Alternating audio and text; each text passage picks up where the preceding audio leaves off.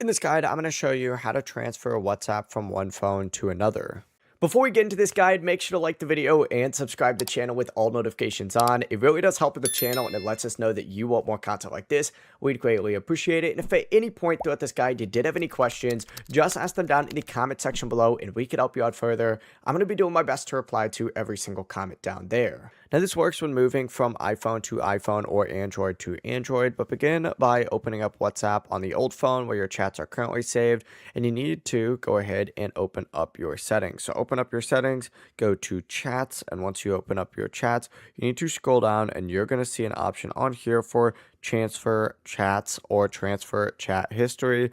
Go ahead and select that. Hit transfer to iPhone, transfer to Android, whatever you're transferring it to. It's going to load for a second, and then of course it's saying preparing chats. Hit continue, and then you need to go ahead and scan the QR code on your new device. So on that new phone, install WhatsApp obviously, open up WhatsApp and tap agree and continue. Enter that same phone number, go through the initial setup until a QR code appears. Go ahead and then scan that QR code with this other phone and boom, you are good to go.